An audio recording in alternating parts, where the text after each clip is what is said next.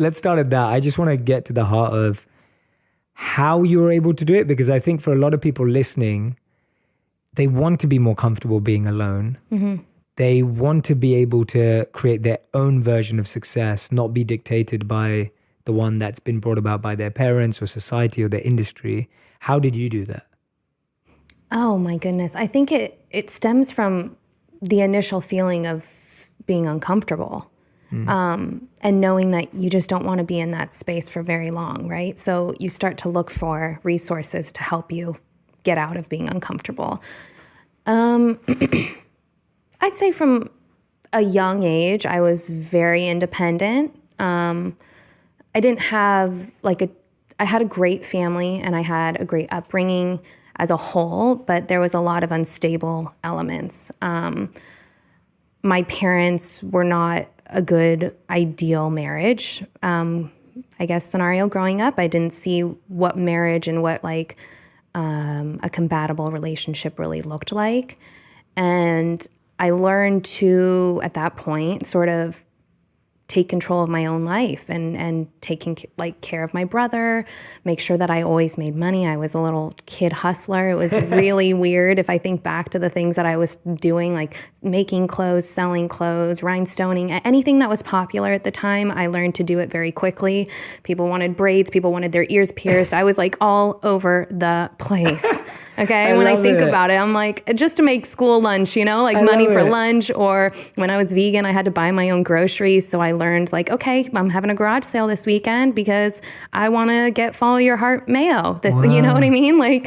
Everything was one for one. And I learned that it wasn't going to happen on its own. So regardless of my upbringing and sort of the chaos that was going on at home, which at the time I thought was normal.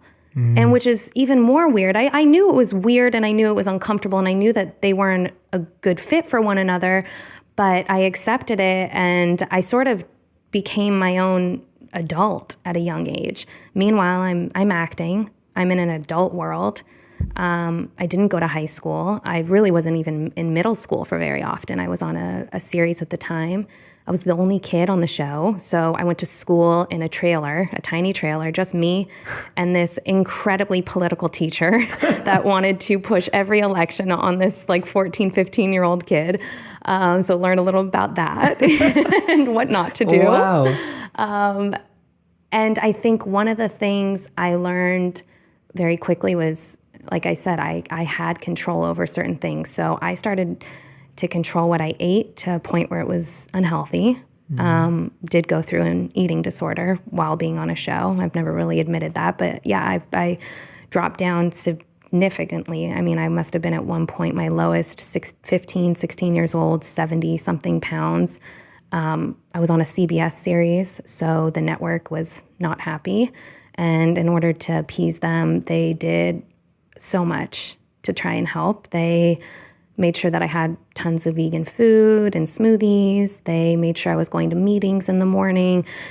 I was so confused. I didn't think I had a problem. I wasn't being honest with myself. I was trying to sort of cope with being very quickly emerged into an adult world while knowing that I had a brother who was sort of still in the home scenario that wasn't healthy and wanted to help him and wanted to help my family, and realized that I need to be making a lot of money because money is going to help all of this. And so the drive was on another level. And having control over the things that I could, which was food and working out and staying as busy as I could and being as motivated as I could, really drove me to skin and bones. But I saw the light pretty quickly, and I'm going to be so honest about that. I'm so grateful that I have this consciousness in me where I don't need to go down a rabbit hole very long to learn that the bottom is up. And I learned that I had no choice but to be healthy. And that's where I started to talk more about health. And that's when I really started to lean on what I was and what gave me purpose and what made me happy. And speaking up for animals and taking jobs that I knew were positive and fun and interesting and not dark and deep and too far stretched from the imagination was what I wanted to do. I became very selective in what I worked on. I then ended up on Nickelodeon, therefore, because I knew that that's family friendly, that's happy, that's colorful, that makes me feel good. Like I'm getting in the lives of children, which like for me, that's a game changer. I love children. I think they're the future, and I want to have a significant role in their lives. I took being on Nickelodeon so seriously that I knew being a role model meant everything to me. I'm a big sister. I'm the oldest of my cousins. And being on a show where I knew kids were watching meant that I had a position in their lives, that I was someone that they could look up to. And so that's been really powerful. And to this day, I still have young kids, teens, adults, that grew up watching me on the last 12 years of being on Nickelodeon come up to me and have nice things to say. And I just want to keep that trajectory going. That's really important to me. But that's amazing that you see it as a responsibility almost, because you know that people are watching you, people are seeing you as a role model. As I said earlier, this show for me is really to talk to real models, people who can express their reality, and people who I think are real models for the world to follow. You're definitely one of them in so many areas of your life. But I think it's really special that you took it as a responsibility, because I think it's so easy at that age to be on Nickelodeon, to have fame, to have success, and to just enjoy it. Like, it's like, why do you even need to care about anyone else? Because you've worked hard to get there. But it seems like you've always just had this responsibility in your life. Yeah. Yeah, it's weird because sometimes I wish that I had a little bit more of that, because I find myself wanting to help so much along the way and wanting to get to a certain place so that I could help more people, that I don't celebrate the small victories in the timeline, like I just kind of know that there's so many people and so many animals and so many resources in the planet. I mean, you could go down forever, right? Like you can think about, and I think for me, one of the things that is always in the back of my head is my family and the people that sort of suffer with things in my family. My brother, who feels like he's almost like my own child, he suffers with addiction and has been homeless for probably on and off for about a year or two.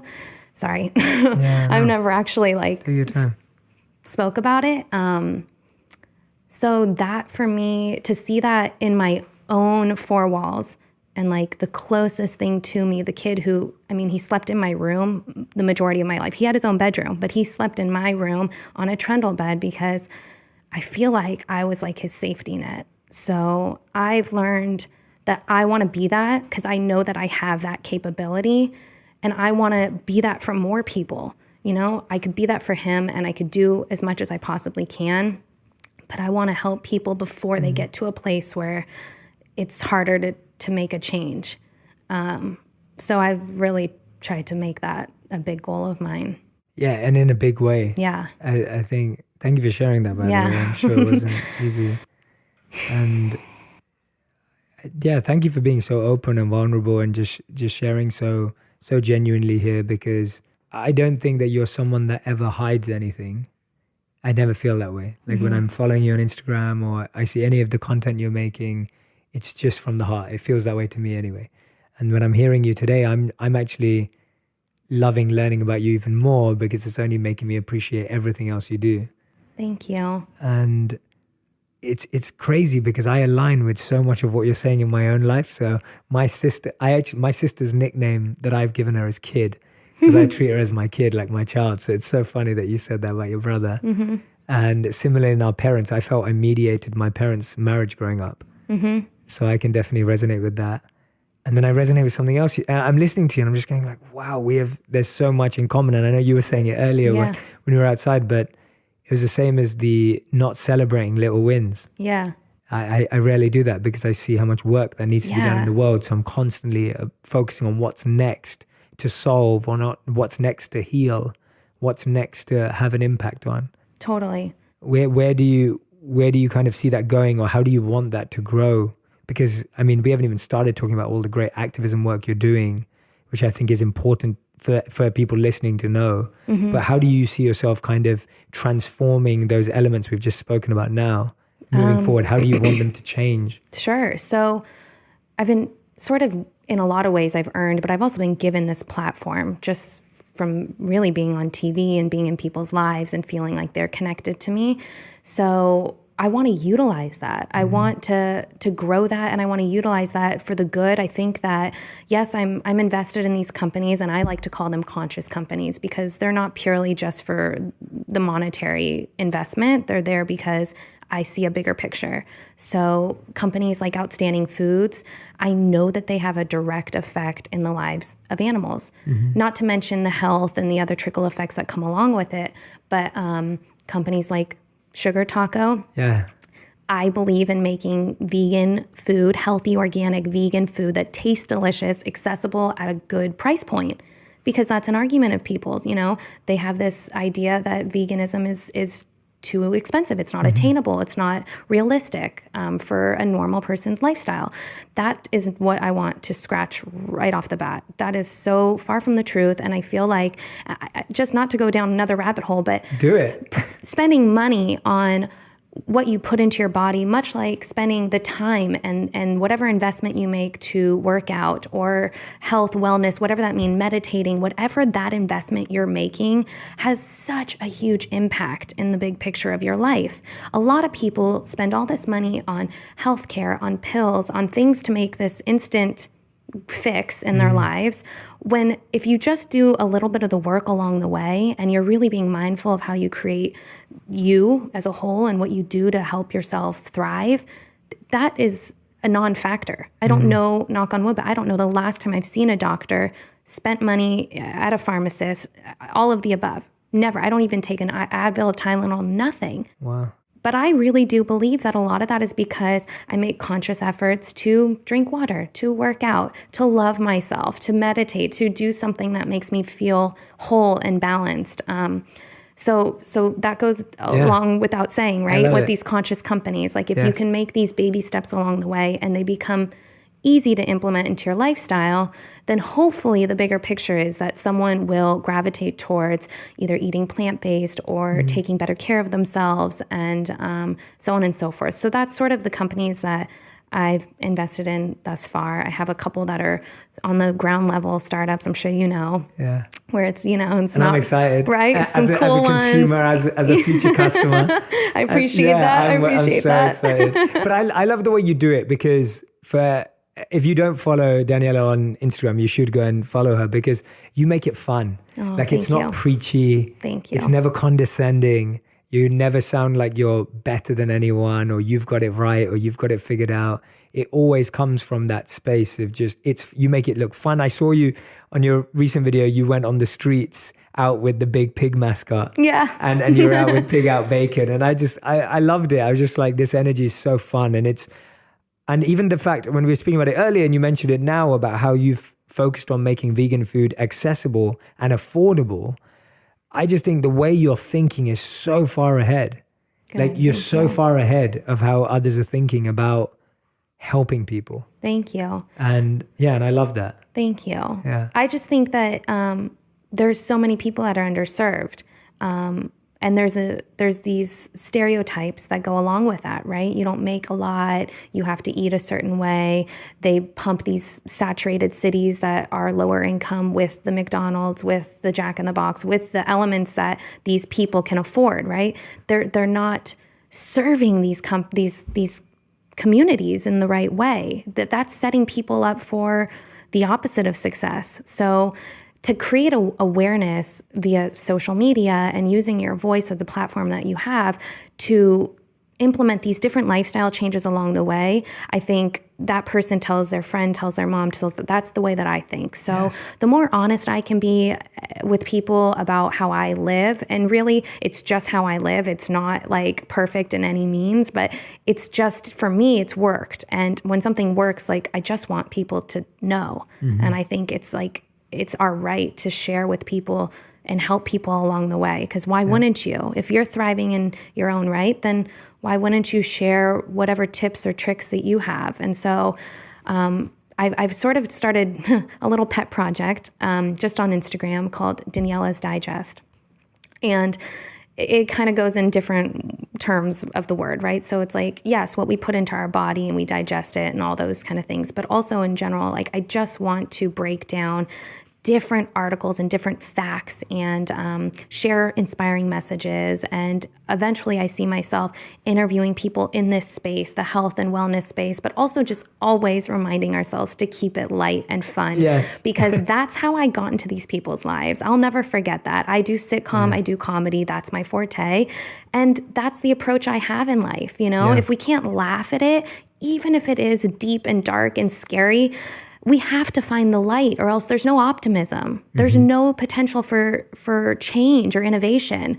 You have to constantly be kind of seeking out the light, even in the darkest of times. And that's what I want this platform to sort of be. And I want that to resonate with people. If they're feeling like they're not motivated today or they need a nudge, like that's what I want to be there to do. And I'm excited about it. Yeah, go find it on Instagram, Daniella's Digest, right? Yeah, I had it down on the notes. That's awesome. Yeah, I love that you're doing that. And I couldn't agree with you more. My whole reasoning behind doing video at a time when most people in the health and wellness space were doing courses or they were writing books and they were speaking. And I was just like, we need to get this out to everyone. And my whole goal when I first started making videos was to make content that was at the pace of entertainment.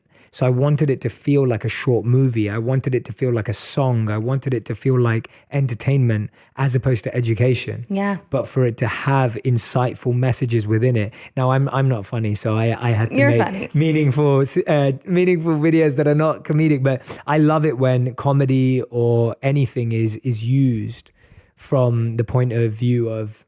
I love it when comedy or any of this is viewed with the point of getting people towards the light. I couldn't agree with you more. And I'm so glad you're doing that. We need that more and more and more. Thank you. Yeah, we genuinely need that more and more. Thank you. And I think the more of us that use our platforms and our skills and the talents that we have in whatever way it is to make things accessible, easy, relevant to everyone in the world, the more likely we're going to see it. Yeah. See it take 100%. off. I mean, they exist for a reason and you could use them however you choose. And I choose to think I'm not here for a long time. I'm here for a good time and I'm going to try to make some good out of it. Yeah. I want to do that for people. And you are. Thank you. So, I mean, please, you're preaching to the choir. Okay. So it's been so awesome to be able to see the content that you're creating. And honestly, it never stops at that. Like I love the word trickle effect because I feel like that is the perfect word to explain what is happening in our generation and in the generation of social media. You just never know. And I think the unknown in that regard is optimism. And that's what I'm sort of striving for, is more of that. Yeah, I wanted to pick that out because I think so many people in our generation also have a negative view of social media. Yeah. And I find that's because we're so consumed by it rather than using it purposefully. And so we find that people actually feel they're wasting. I know I saw a study that said people are wasting about 6 hours a day on social media, doing something meaningless or insignificant. Where do you get your optimism for social media and the trickle effect? I know I get it, but how did you get to that point where you were like, actually, social media is helping, it can work? I think it started with realizing, it's no different than taking that few minutes for yourself in the beginning of the day to drink your coffee or read a magazine or whatever it may be, watch the news. You're getting some sort of information to sort of, and that really does trigger what's your day is going to be like, what's going to sort of ignite that spirit in you. And so I think people can use social media to do just that. They just have to curate the right social media that they're sort of funneling into themselves. And that's why I feel like accounts like yours are that is the proof in the pudding right there. Starting your day off, and I know that you're strategic about when you post, because when I turn my phone on and it's the first video I see, I'm grateful because I know that that's what my brain needs to absorb. If I'm going to choose to use social media, I'm going to choose to sort of put these positive images and these positive messages into me rather than seeing, I hate to say it because no discount to them, they're a hustler in their own right, and I'm sure they have their own purpose in mind, but I don't need to see 100 different beauty bloggers and OOTDs to make myself feel like I'm good, good enough. It doesn't do that for me personally. And some people do resonate with that. But personally, my goals are so different than that. And so I think for someone out there who looks at social media in a negative way, be sure that you're using social media to benefit you and you're not just a consumer. And maybe take the approach of trying to create before you consume. I think that that's a really good tool to go about, because creating something that could have its own trickle effect makes you feel like you're part of a bigger purpose. Consuming social media, unless you're using it purposefully, can really weigh on you. So well said. Oh, thank you. So well said. Create before you consume. I totally agree. When you're part of something, when you're part of creating something, it doesn't take you away from anything, right? When you're part of creating what everyone else is seeing. And I have to say that I get motivated by Daniella's extreme workout regimes. Like, I'm just like, wow, I need to. Yesterday you were pushing a truck. Yeah. Like, I was just like, what? I was like, oh my God. Like, you pushed it and then you were chasing it. Yeah. And then you ran around it. Oh, goodness. And I was just like, wow, this is so epic. I was so impressed by it. I was Thank you. But it's great. But that discipline you have, and I feel the same way about yours. You post so many, and you do make it funny too. Like, I remember there was a time when you were eating avo toast every day. Yeah. Oh, yeah. And I'm a huge avo toast fan. So Yeah. it was just, I couldn't agree with you more. I think also when you're also able to connect, I find that the thing I love about social media is that you really attract the energy you create. You really attract the energy you put out. So if you're always putting out positive, meaningful messages, whether they're comedic or whether they're from my side more inspirational or positive, whatever they may be, you start attracting people. And that's how we connected. Yeah. Like, we met once, but then I was following you on social media. I was like, oh wow, we aligned so much. And then we had a relationship built up out of social media. Yeah. And we've not met often. This is, in fact, probably the second time we've been together, but I feel like I know you so well. And that's what I've loved about it, that when I've accelerated a relationship, and I say this to everyone, if you built up a good connection with someone online, go offline as soon as you can. Like, try and meet with that person for coffee or have lunch together or whatever it is, obviously verifying that they're real and all the rest of it. But go and do that, because you're going to build an amazing relationship with that person.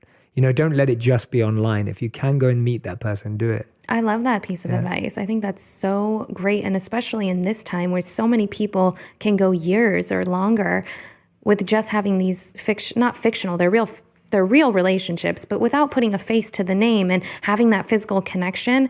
I think there's so much more that can come of that. So I totally agree with that. Yeah. It's powerful. I want to go back to when you were talking a bit about your parents and growing up, and now obviously you're engaged. Yeah. You're engaged last December, you were sharing. Congratulations. Thank you. And I was lucky enough to meet your fiance as well, which was awesome when we first met.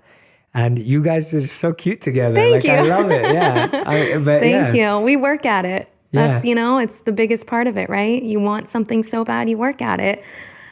We just connected. We work well together for the most part, and I think we support one another's endeavors and we respect each other's independence, but we're very much a unit.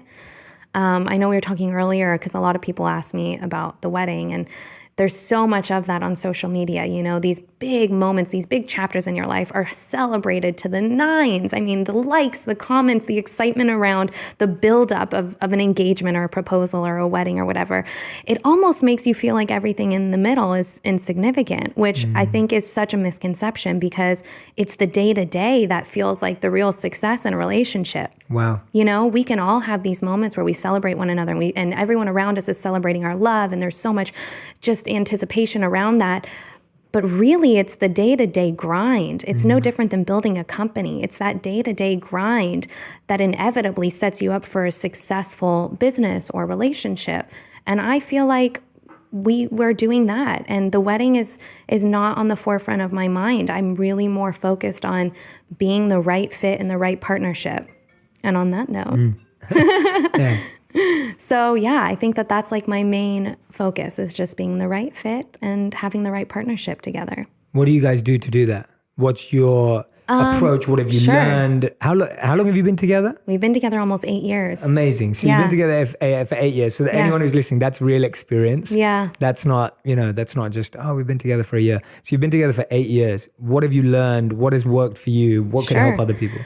He was my first relationship. So when I say I've learned, I have learned, okay, in terms of the moving in together and having this co-lifestyle was easy. That was easy peasy. I love it, which is interesting, right? Most people are like, moving in is a very, it could go one of two ways. And for us, it was like, I love to nurture and I love to nest. And anyone who's around me and comes over, I crave that taking care of element. Like that's something that feeds my soul. So easy, that fit right in. I think for me, I have an independence element that I've established since a young age. And so being in a relationship, sometimes that can be a little bit of a tricky element, but he's also an entrepreneur in his own right. So we sort of balance each other out. Like I found that person who can respect that quality in me and lifts that quality up rather than saying, oh yeah, it's another dreamer, it's another dream or whatever, so we work at it, and we've been figuring out how to communicate along the years, and like that changes as you evolve as humans, and it's been fun. And I think that to me is what keeps us interesting, is that it's not monotonous. I mean, it's monotonous in a way that we're one for each other and that's it. Sure. But it's not monotonous in our daily, weekly, monthly grind. Like we love adventures and we love trying new things, and we talk about, not falling into the, conventional relationship or what that may be for some people. Yeah. So yeah, I love that we were both talking about our, what's the right word? It's like lack of status quo. Yeah, like our not discuss. It's almost like we're not trying to follow the rules or something. Yeah, whatever the rules are. Yeah, I don't know who invented the rules. Who invented them? Who invented them? I don't agree with any of them. Yes. And why do they have to be tied to a certain age or a certain demographic or a certain stage of life? And I've just never thought like that. I've never felt that life is a set of stages that you have to live in order. And I feel like the more you do that, you push away from what you were saying, which is falling in love with the process. Yes. And then it becomes about the destination. It becomes about the next milestone. And I was saying that to someone was asking me the question the other day. They said, Jay, how do you stay detached from the result? Like, how do you stay detached from an expectation of how something should go? And I said that it's when you get to the degree that you're getting all of what you need from the process, to that degree, you don't need it from a milestone or an end. But if you're not getting any juice from the process, then you're going to wait for that award. You're going to wait for the milestone. You're going to wait for the big day, because you're not getting any happiness or joy. But if you're getting happiness and joy from the process, then you're not looking for it anywhere else. Dead on. And that's where rules and norms and kind of I see that happen so much in our generation. And I maybe it's because I'm at this age, and I'm obviously in that age where everyone is sort of celebrating those big milestones, but there's not enough of celebrating the things that I feel like take more inner strength, which are owning a company or working for someone or striving to do something in the activist community or speaking about real problems or issues in their family, whatever it may be, like all these different little things along the way that make you up to be this whole person and this happy individual.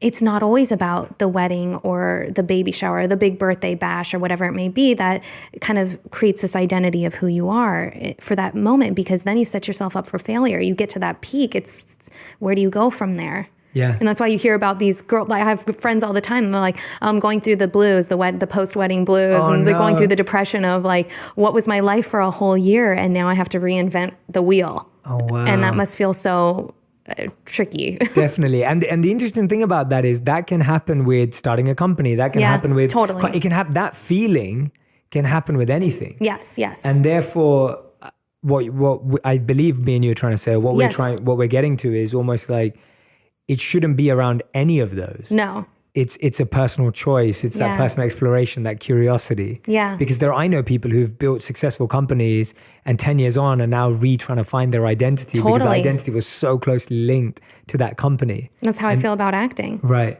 I feel like for so long, my identity was, and I was just telling a friend of mine, it's like in my family and my group of friends, like there's the actress. That's the girl who, was on TV or whatever.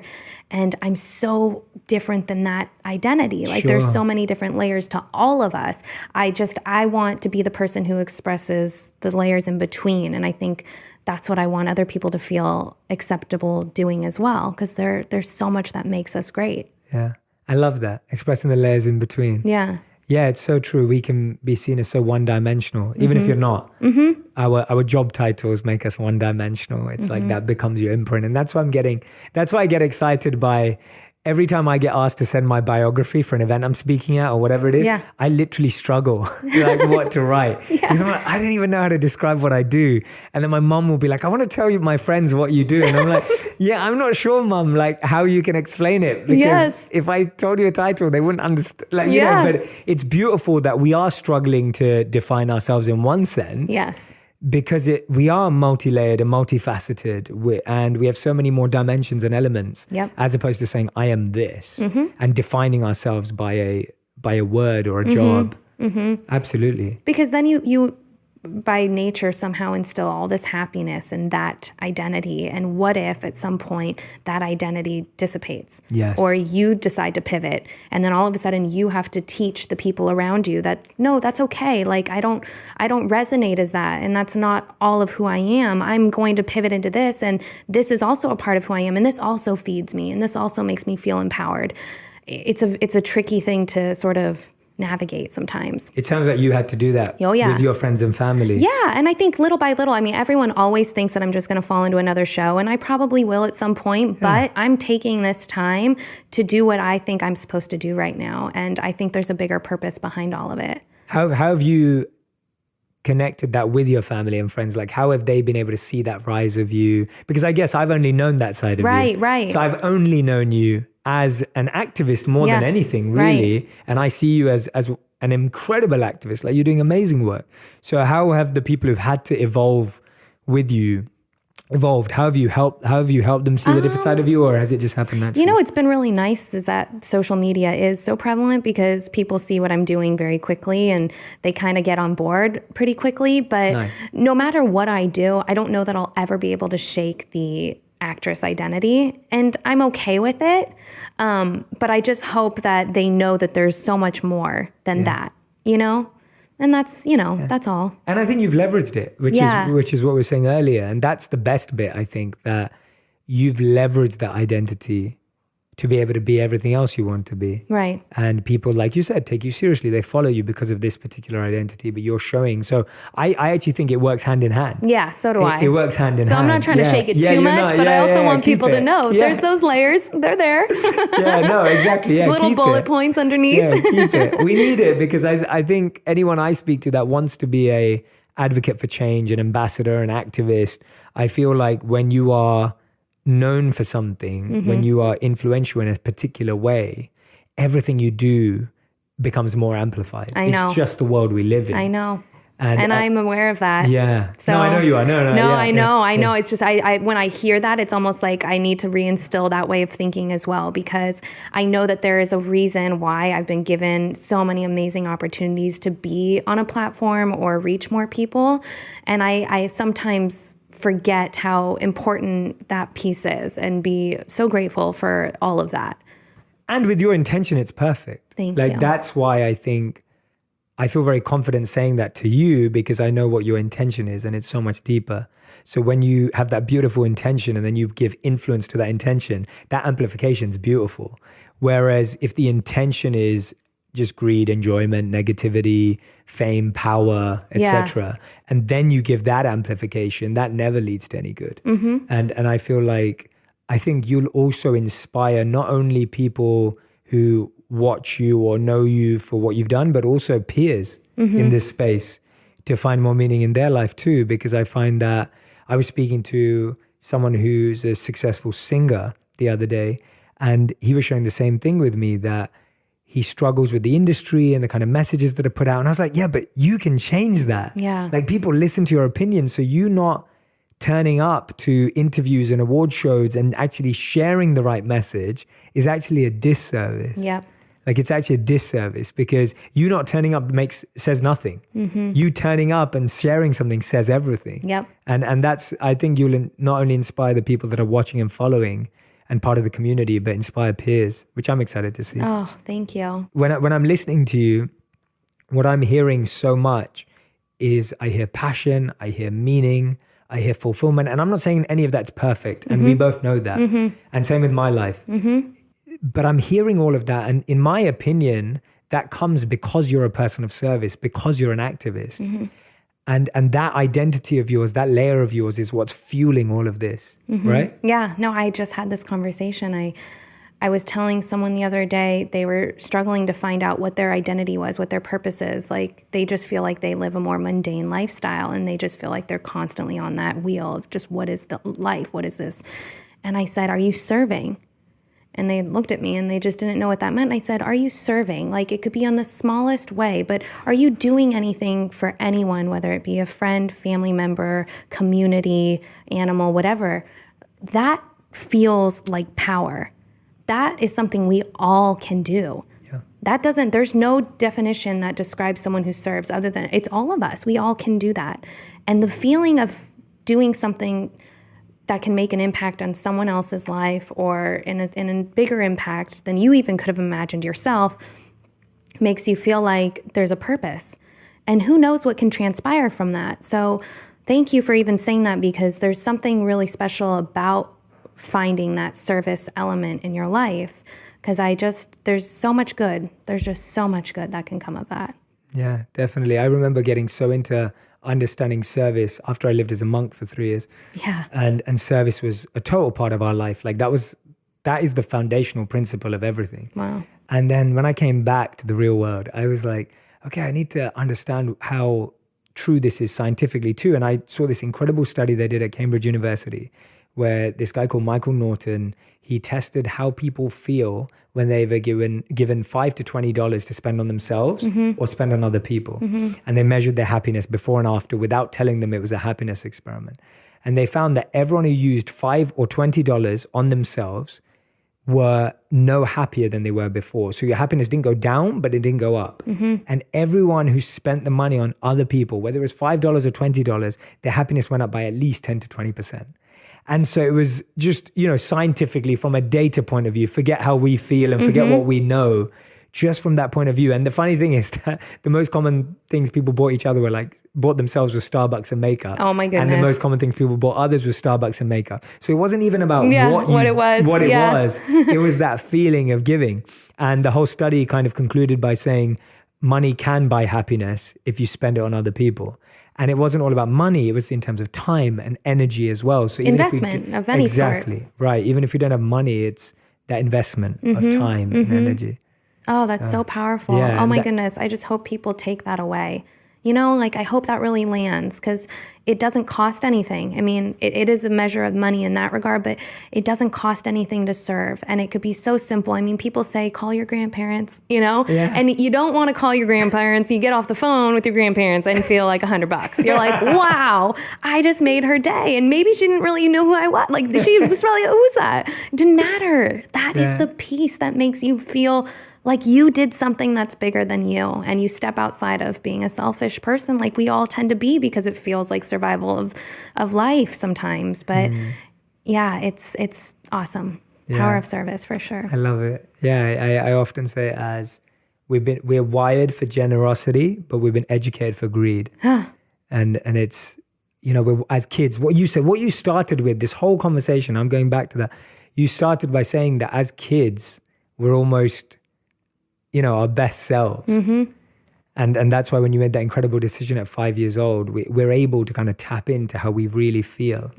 And I genuinely believe that kids are wired for generosity. As kids, we're wired for generosity. And then education of all types comes in. I don't just mean the educational system. And it kind of rewires us to become me. So it's beautiful. And I think everyone who's listening, for those of you who don't know, and we've gone so deep with Daniella today, but you work with a nonprofit called Bridget. Yeah, Meet Bridget. Yeah, that uses video creation to equip underserved teen girls to envision themselves in careers outside their immediate environments. Tell us a bit about that, because I want the audience to hear about these things, because that's why it's so good having this conversation with you, because you're living it. You're not just saying it. You're not preaching it. You're not just posting on Instagram about it. Like you're an activist behind so many great ventures. So tell us a bit about that one. Oh my goodness. One of the most amazing females crossed my path through yoga, ironically. I mean, not really so ironically. There's some amazing people in yoga. Her name is Asha, and she used to work in the field of yoga, and she was going to school, and she saw this need in the female community and these younger generosities of girls, these younger demos that are underserved. And she created Bridget, which is a community of girls that need a little bit of like a big sister element, and also someone who can help guide them in their career path and give them that extra tool or hope or skill or just assist along the ways. I mean, some of these girls are young moms or just kind of were dealt a unique set of cards and need some more hope. And so we've teamed up with Microsoft. We're doing an event at USC, and we're talking about the Me Too movement, and we're just speaking about the tougher things, but also giving a lot of hope and skills to this group of girls. And if you don't know about it, I recommend just doing a little bit of homework and following us or whatever, and coming to one of our events. And we're all just real people at the end of the day, and we're just trying to do our part to instill whatever we can in these young girls. Yeah, that's beautiful. Thank you. Yeah, thanks so much. It's great to speak to a real change maker, like someone who's like your grassroots, but you're also an entrepreneur in the activism space. Yeah. And that's empowering, I think, for a lot of people to see that you can do good. Yes. And make money. Yes. And be successful at the same time. And you don't have to say no. And I think for a long time, I felt, especially when I was growing up, maybe it's in London, or I always believed that you couldn't do good and be successful. Like they were two opposite things. Like if you were successful, but maybe you're a bit greedy, because if you want to be successful, you have to be greedy. And then at the other end, I used to think, do-gooding people don't make money. And I don't know where that came from, and I'm still trying to explore that, but I always had that viewpoint. And it's nice to see now in our generation, people bring that together. Oh, yeah. To show that actually you can do more when you have more resources. Oh, yes. Yeah. I feel like that's happening all over the place. These bigger companies are realizing that people want to put their money, and these consumers care about where their money's going. And as soon as it's supply and demand, right? So as soon as people start to supply for something more than just consumer goods or more than just getting their needs met, and they want a bigger picture involved in this, like these companies will all start to follow suit, because they'll realize like, people are becoming a little more woke over here. It's time to step up our game. Yeah. And that's what I want to be a part of. I want to be a part of those companies that are realizing that from the beginning and being the game changers, right? I love it. I've got my 5 big questions for you. Oh, okay. As we come to a close. Okay. So these are usually quick, but they've been a bit longer recently when I've been doing them, because I have awesome guests and everyone has awesome things to share. So I stopped doing them as quick questions, because I was like, if it gets deep, it's deep. Okay. And you can make them as funny as you like to. Okay. So I genuinely feel like this. And again, I'm saying this to everyone, and I know Daniella would say this about herself. It's not about being perfect, but you do seem really happy and content. And that energy comes out very naturally through you. What makes you happy? I start my day with a cup of coffee. Nice. Okay. And I evaluate what I'm doing. I always am checking in with myself. And I know when I'm feeling a low, I either pop a B vitamin or I get to the gym. And usually I get to the gym before I do anything, because I know that there are certain things that make me who I am. And if I'm not the happiest person that I can be, then I can't serve in the way that I can do best, right? Absolutely. So I know the things that work for me. And it's working out. It's being conscious of what I'm putting in my body. It's drinking coffee. Yeah. I hate to say it, but it is. It gives me energy. I'm not an addict by any means, but I do know that there are certain things that make me who I am. Yeah. And that's part of it. Amazing. Awesome. Second question. The number one question you'd ask a monk. Have you ever met a monk, actually? No, just you. Interesting. It's just me. Okay. What would you ask a monk if you ever met one? Oh my goodness. What is your skin routine? Would you actually ask that to a monk? No, never. Can you imagine that? No, monks do have great skin, actually. I'm sure they do. Their lifestyle is a problem. What is your lifestyle? That's the question I would make. Like, what does a Monday look for a monk? Right. You know? Right. Interesting. Yeah. Okay. Good for me to know. Yeah. What does a Monday look like? That's what I'm asking here. Oh, you are actually asking. Yeah. What did a Monday used to look like? So I'm not a monk anymore, but when I used to be, your mornings start off the same, and that's the morning routine thing is such a, I mean, it's really propelled into mainstream society now to have a good morning routine, etc. But all of our days would start at 4 a.m. You'd wake up at 4 a.m. You'd start meditating collectively at 4:30. And then by about 5:15, you'd have independent meditation or personal private meditation. And half the day basically is spent in silence and self-awareness. It's your growth. It's about taking care of yourself, your needs, your learning, your development. And then the other half is spent in service. So the other half is spent being out there, whether it's helping build sustainable villages or building food distribution programs or teaching young kids or sharing the message or teaching meditation, whatever it may be. So that construct is something that I've tried to take through in my life, that half of my life should be spent learning, growing. Even this exchange, like from today, I'm just learning, I'm just listening to you without trying to judge, without trying to teach, without trying to share. And then the rest of my day is spent serving by teaching, etc. And so that's kind of amazing. What a Monday looks like. Very cool. That's what every day looks like. Yeah, I love it. But yeah, okay. Question number 3. The best advice you've ever received? Whew, I feel like I was from a couple from you today, to be honest. Gosh, the best advice. Wow, it's scary when you start to draw blanks on that end. Because I almost feel like some of the advice that I'm...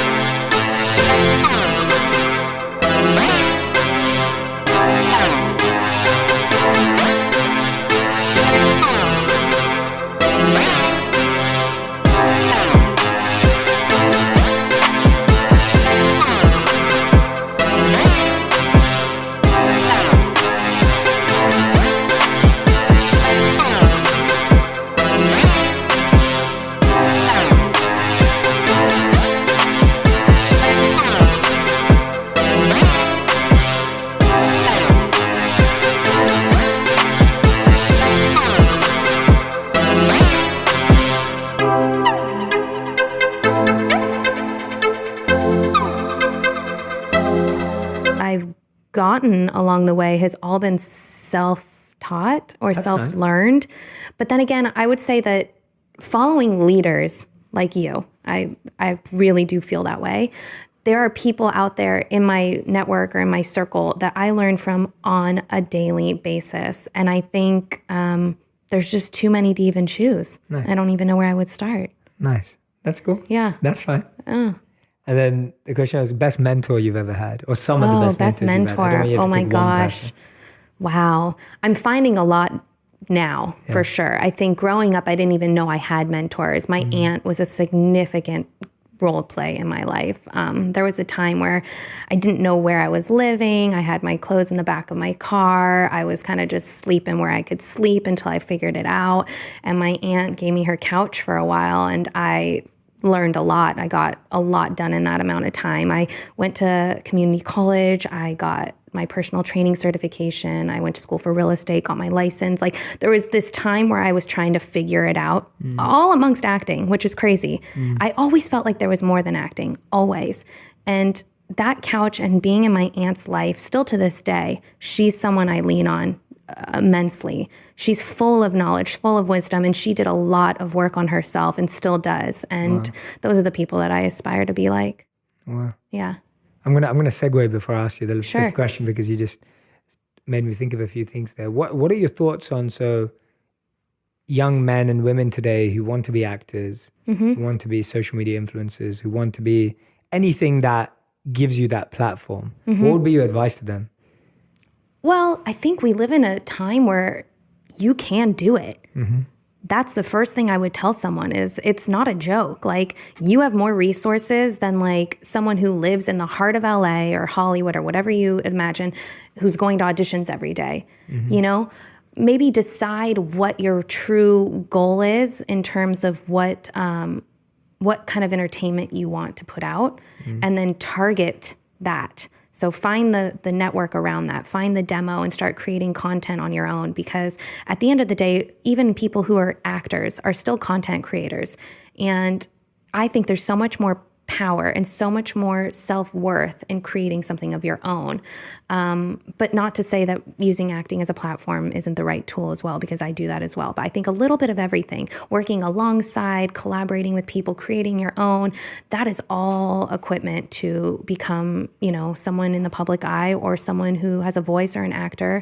Those are all things you could be doing. Mm-hmm. And I always tell kids too, get involved in school plays. Yeah. Get your feet wet. Stand in front of a large audience with the lights blaring in your face. Okay, just try it on. Try it on a few times. Were you shy the first time, or were you always like? Gosh, I don't remember ever being shy. In fact, I feel like I was really annoying most of my childhood. Is what I think when I think about me as a kid. I'm like, gosh, she must have been so annoying. But I don't know. I always felt like I didn't have a fear of speaking up. Yeah. I'm so glad you're using that fearlessness of speaking up for the right thing. Thank you. Yeah, it's Thank nice. you. And my last question before I ask you whatever else you wanted to share that I didn't cover today is the worst advice you've ever been given. Oh, the worst advice? Oh my gosh. Or You're the one going that to hear comes it. to mind. After I had lost significant weight and I got my head back in the game and I started to get healthy, I put on quite a bit of weight. I thought it was like the right thing to do at the time. I felt generally happy, but I just knew where I wasn't where I should have been, so I'm going to do something else. And my manager at the time advised against it and was very honest about me putting weight on. And she told me that nothing tastes good as skinny feels. And Wow. And I'd say that's the first thing that came to mind. Yeah. It's pretty bad advice, because let me tell you, a lot of things taste good. Yeah, absolutely. No, I think that's a really important message. And that's why I always ask people the worst advice they've ever been given, because I feel more people in their life will hear bad advice than good advice. Yeah. And so to be able to know which one's which helps a lot, because good advice is actually more rare. So when people are hearing this and they're hearing you share your worst advice and other guests who are sharing their worst advice, I want people to kind of get an arsenal of like the worst advice. Smart. So that they know never to like buy into that. So smart. Yeah, so that makes sense. That is good advice. Is there anything we've not covered today that you're Jay, I really want to share this story, or I didn't get to share this message, You're or so sweet. anything? I always like bringing that up because I just want to tap into one really quick thing. Please. It doesn't have to be quick. Yeah, so I've been in this industry for a long time. I've come across a lot of very headstrong personalities, and I was in some uncomfortable positions with males, and I learned a lot from it. And I'm going to eventually tell a little bit of this story, but I also feel like the one thing I want people to take away from just the Me Too movement in itself, because I've never really spoken out about it, is, and this might be a controversial angle, but whatever it may be that you struggled from as someone in a position of vulnerability or feeling taken advantage of, there is such a strength that comes from that low. And I am a firm believer of utilizing that and harnessing that strength to create something that is instrumental in your lives and in the lives of other people. So I just feel like if anyone's listening and feels like something was done wrong to them, whether male, female, whatever it may be, instead of taking, and I get that everyone needs their time to sort of comfort themselves and maybe even sulk in that moment, because believe me, a good cry is a recipe for a lot of answers. But after you're done, take that time and say, I am so ready to be the biggest boss. That's what I just wanted to make sure I said, because I think that can, I don't know, it applies to a lot of things. And I just really believe in, like, with every element of weakness or devastation or anything that anyone's encountered that felt wrong, there's so much strength that can come of that. So I just hope that people can, like, hear that and feel stronger. Thank you for sharing that. Yeah. Yeah, thank you. Yeah. Thank you so much, Daniella, for being here. I'm so grateful. That was amazing. Yay. We talked about so many amazing really things. Did. And I learned so much. Oh, good. And so the time just flew by. I think we were talking for like 1.5 hours, But I didn't even feel my it. It's gosh. I didn't even feel it. It feels like we just started. Oh my but- gosh, we'll do dinner sometime. Yes, we have to. We have to. But thank you so much for thank coming you. on. Everyone who's listening, please go check out Daniella on Instagram. Is there anywhere else they should try and find you? No, I mean, I'm on it all. Facebook, Instagram, Yeah. YouTube, just Daniella Monet. Yeah, absolutely. Thank you so much again for coming and sharing so openly. Honestly, it was really